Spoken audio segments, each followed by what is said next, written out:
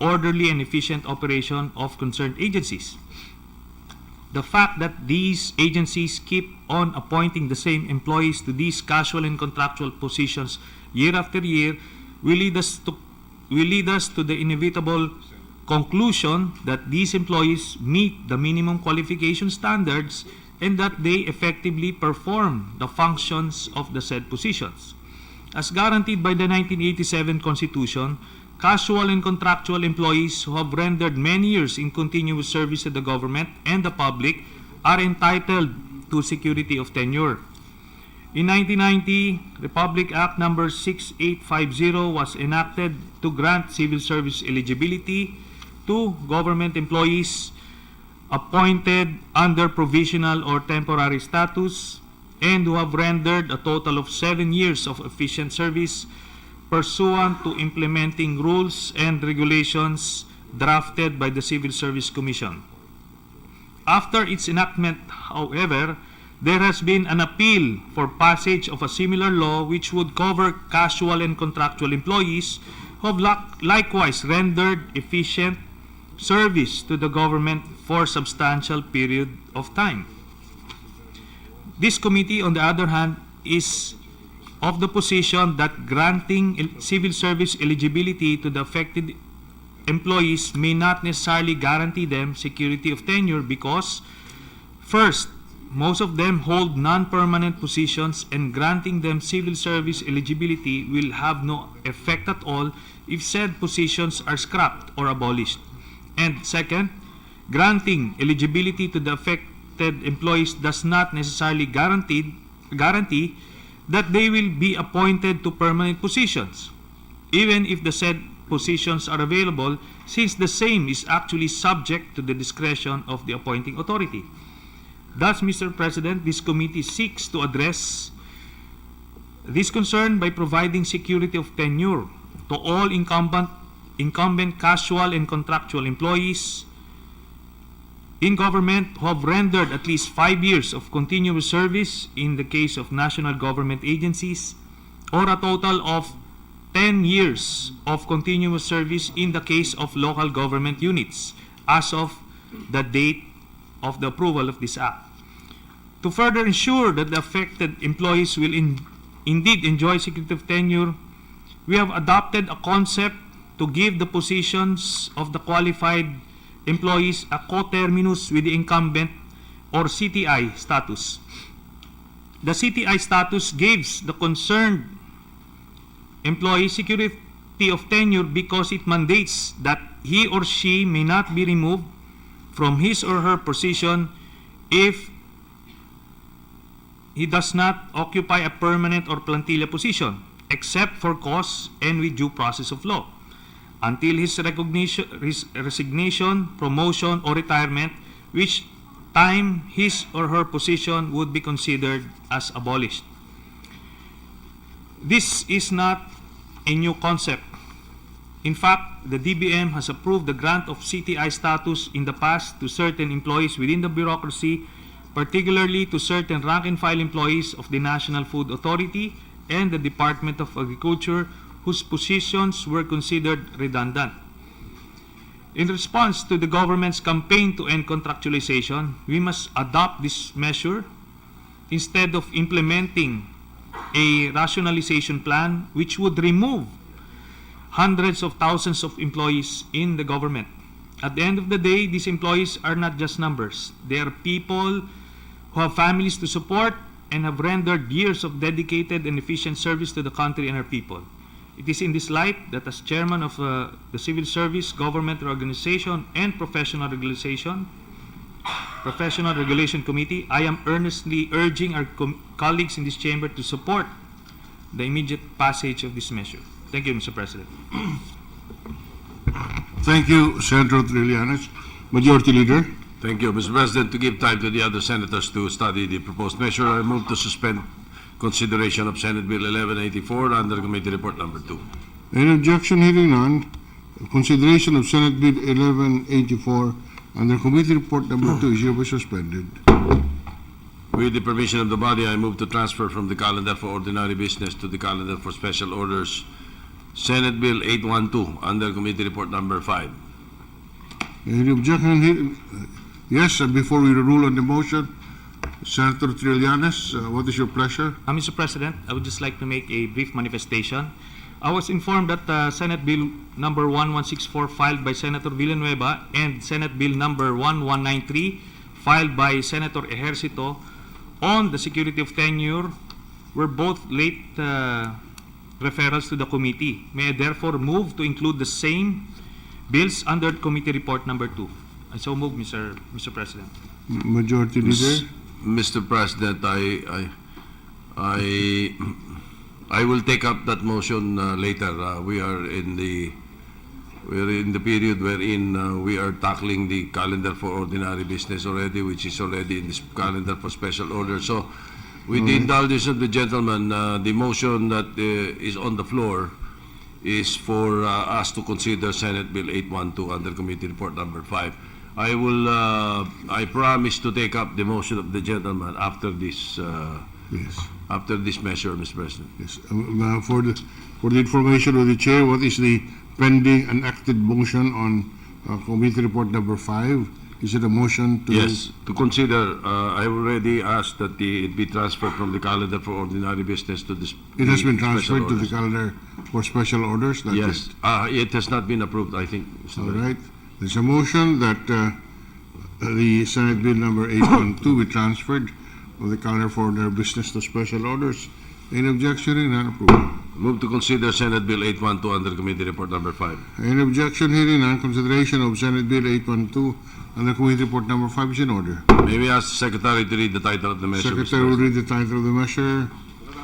An act institutionalizing the grant of a teaching supplies allowance for public school teachers and appropriating funds therefore. Supplies allowance.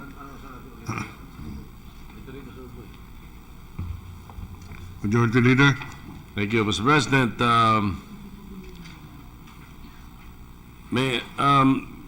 To sponsor the measure, may we ask the Chairman of the Committee on Civil Service, Government Organization, and Professional Regulation, Senator Antonio Trillanes IV, be recognized, Mr. President. Senator Trillanes is recognized to sponsor Senate Bill number 812 under Committee Report number 5. Senator Trillanes. Thank you, Mr. President. Your Committee on Civil Service, Government Organization, and Professional Regulation has the honor to sponsor Senate Bill number 812 under Committee Report number 5 and principally authored by Senator Ralph Rector. Section 15, Article B of Republic Act number 4670 mandates that public school teachers' salaries shall be such as to ensure teachers a reasonable standard of life for themselves and their families. Thus, it is the duty of the state to promote the improvement of the living and working conditions of our beloved teachers. We are all aware of the sacrifices being made by public school teachers in order to serve and educate our youth, the bulk of whom go to public schools. Aside from the time and effort they provide, oftentimes they shell out money from their own meager pockets for the materials they use in teaching. It is a sad reality that in acting on many pressing concerns of our country, we often fail to recognize the sacrifices of our public school teachers and frequently overlook their welfare and well-being. At present, our public school teachers are receiving an allowance for their annual teaching supplies in the amount of 1,500 pesos, which translates to a measly 7 pesos subsidy per day. This is clearly insufficient to provide for supplies they need to effectively perform their task of educating our children. On top of this, the volume of work and great responsibility entrusted to them are not commensurate to the salary they are receiving. Their salaries are currently bound by the salary standardization law, which give them minimum basic salary of only 19,000 pesos. Unfortunately, because of the sheer number of our public school teachers, currently estimated to be 743,000, and the fact that their compensation is tied to our salary standardization law, it is often extremely difficult to master the necessary resources and obtain budgetary support for measures seeking to improve their lot. Mr. President, your committee believes that one of the best ways to respond to the clamor to support our public school teachers is to grant them additional benefits in the form of cash allowances which would not be covered by the SSL. It is in this regard that Senate Bill number 812 seeks to institutionalize the grant of a teaching supplies allowance and in effect increase the annual cash allowance of public school teachers who are engaged in actual classroom teaching from 1,500 to 3,000. While this represents a 100% increase of the allowance, it is admitted that in terms of total purchasing power, the same is barely enough for the purpose it is intended. However, your committee believes that for our beloved teachers, even a little token like this would go a long way. What is important is that we are able to convey to them that we in the public policy making branch of government continues to look after their welfare and try to find ways to help ameliorate their situation. I am happy to report that during the committee hearing we held to deliberate on this bill, the same received unanimous support from all the affected stakeholders, including the PAGCOR, from whom the supplemental funding for the increase shall be sourced. Hence, I believe that there is an imperative necessity for the state to promptly act on this measure. For these reasons, your committee seeks the support of our colleagues for the immediate approval of this bill. Thank you, Mr. President. Thank you, Senator Trillanes. Majority Leader. Thank you. Mr. President, Senator Ralph Recto would want to deliver a co-sponsorship speech on Senate Bill 812 under Committee Report number 5. So may we just move that his speech be inserted into the records, Mr. President. All right.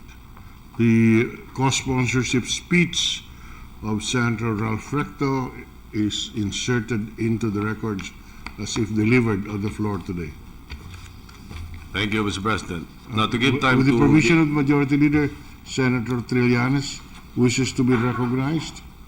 Mr. President, just a minor correction. The bill seeks to increase the teaching supplies allowance from 1,500 to 3,500 and not 3,000 as mentioned in my speech, Mr. President. we take note of the manifestation, Mr. President.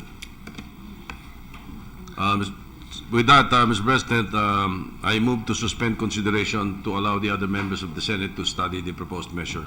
Move to suspend consideration of Senate Bill 812 under Committee Report number 5. Consideration of Senate Bill 812 under Committee Report number 5 is suspended. Now, Mr. President, earlier, Senator Trillanes was manifesting that in the other bill that he sponsored, Senate Bill 1164, there was, 1164 also was filed by Senator Villanueva, and Senate Bill 1193 was filed by Senator Ejercito on the security of tenure measure that he sponsored earlier. But they were both late referrals to the committee. It is the manifestation of the gentleman that we include under the committee report number 2, the two said measures. Just for the record, perhaps when we open the period of interpellation, we can manifest it officially, Mr. President. All right. Thank you.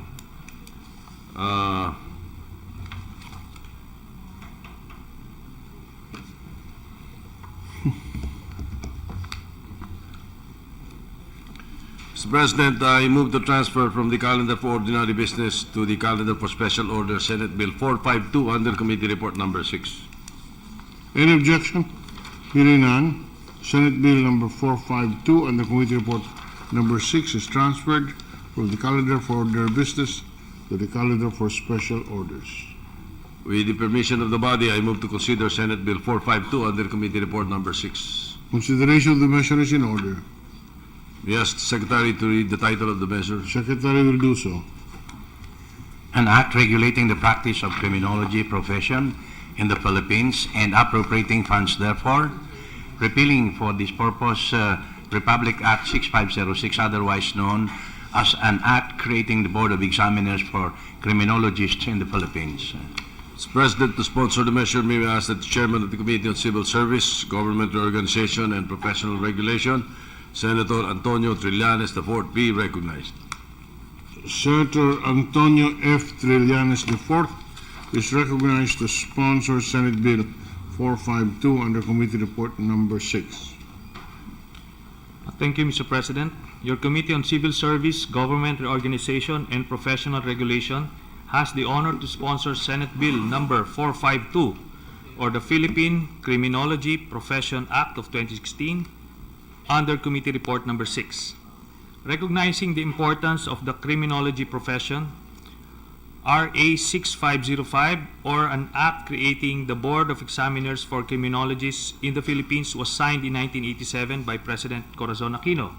At present, the Bachelor of Science in Criminology course remains one of the courses with the highest number of board examinees every year.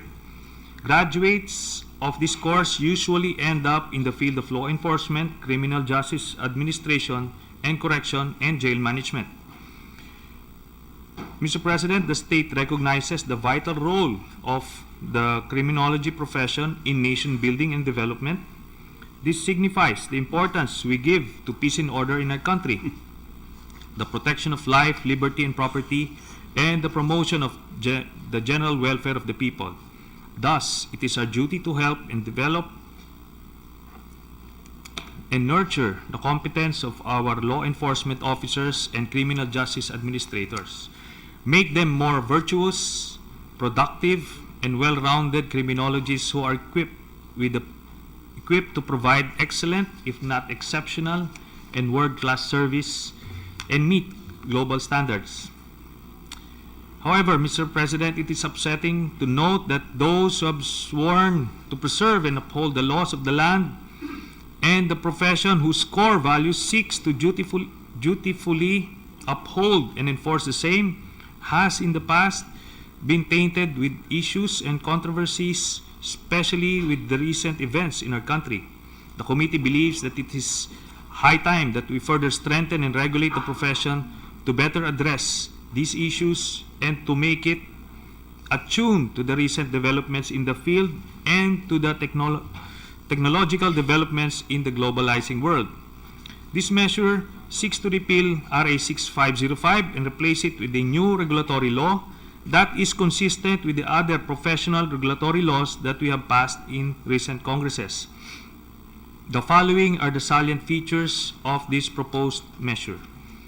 First, we are proposing the redefinition of scope of practice of criminology and providing for a clear delineation of functions vis-a-vis its allied profession.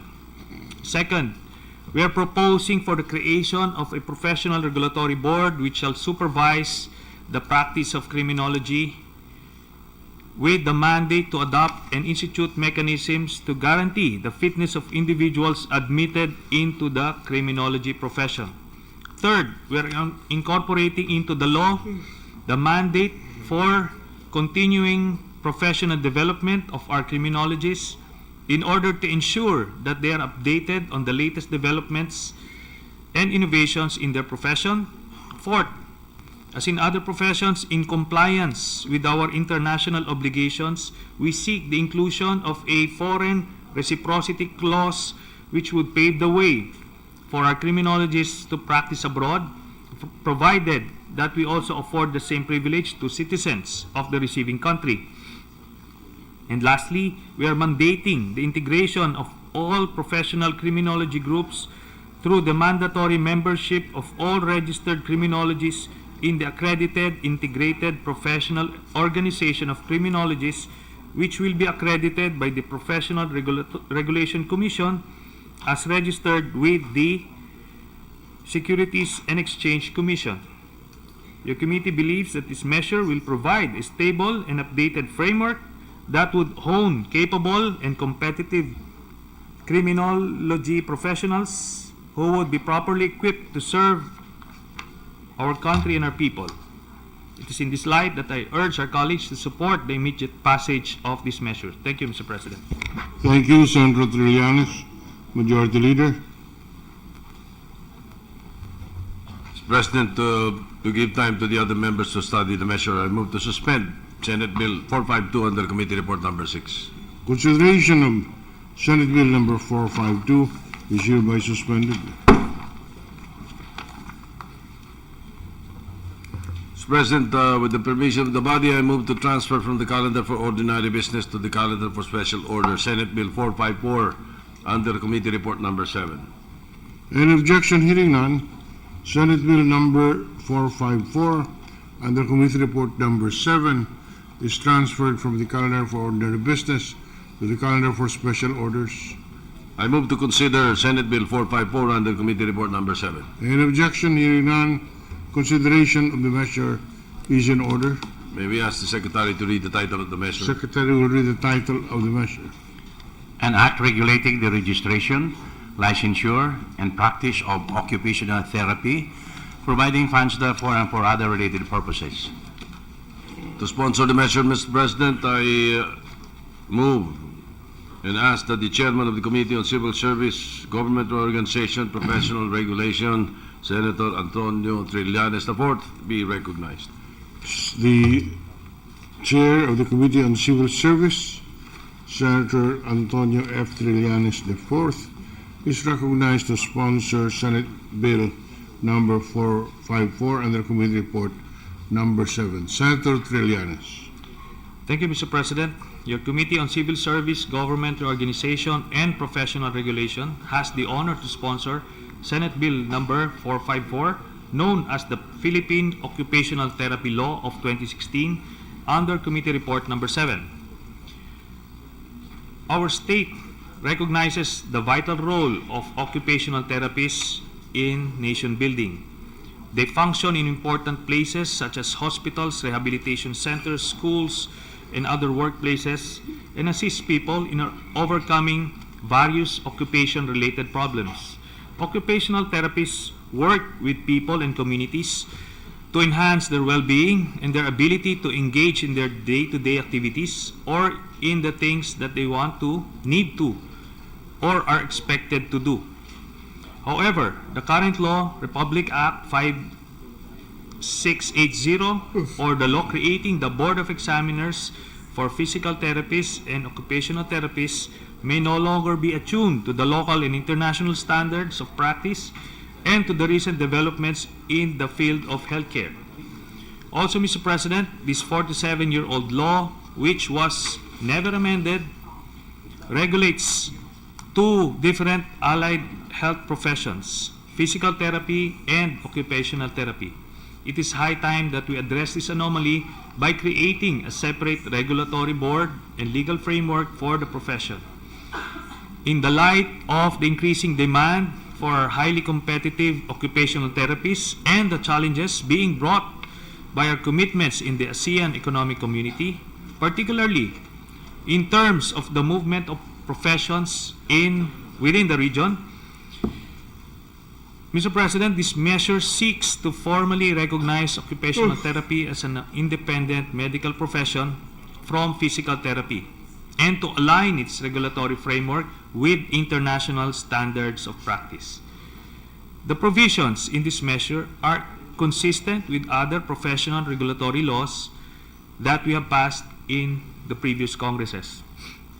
Specifically, Senate Bill number 45462 redefine the practice of occupational therapy and its coverage, create a board of occupational therapy under the administrative supervision of the Professional Regulation Commission, mandate the institution of a continuing professional development for occupational therapists, include a reciprocity clause that would pave the way for occupational therapists to practice abroad, provided that we also afford the same privilege to the citizens of the receiving country, integrate the occupational therapy profession into one national professional organization through the accredited integrated professional organization to be recognized by the PRC through the Board of Occupational Therapy. Your committee believes in the importance of promoting occupational health in its potential contribution to a healthier and stronger citizenry. As one of the fastest growing professions in the country and abroad, upgrading the regulatory framework for the practice of our occupational therapists would undoubtedly complement the talent and skills of Filipino occupational therapists, not only to make them more globally competitive, but also to enable them to give greater service to our country and people. It is in this light that I earnestly urge our colleagues to support the immediate passage of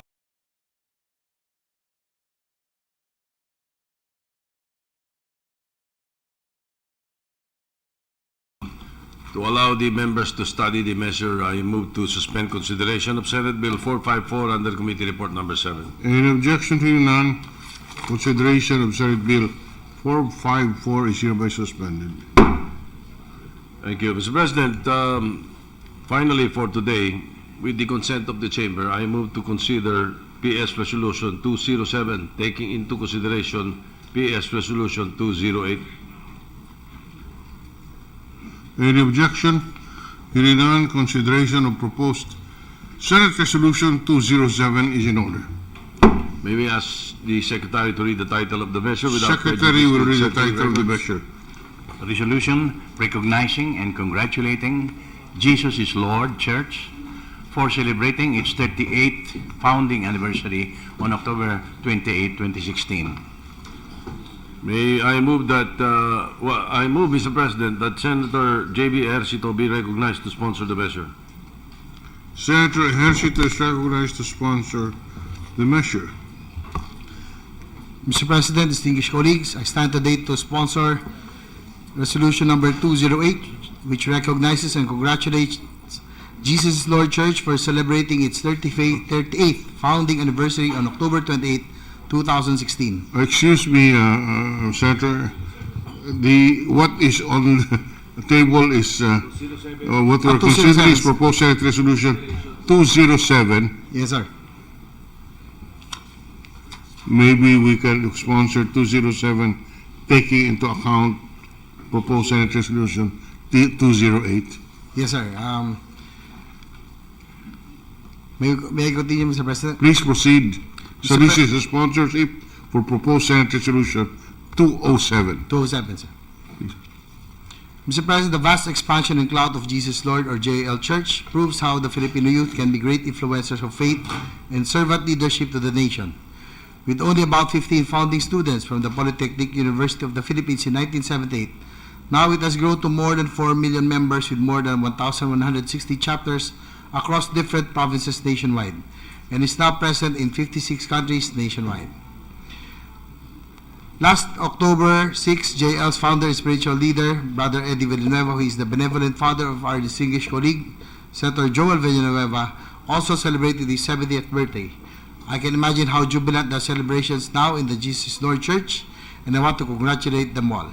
So, Mr. President, may we recognize and congratulate the Jesus Lord Church ahead of its milestone, for continue to contribute to the country's moral recovery, nurturing communities, and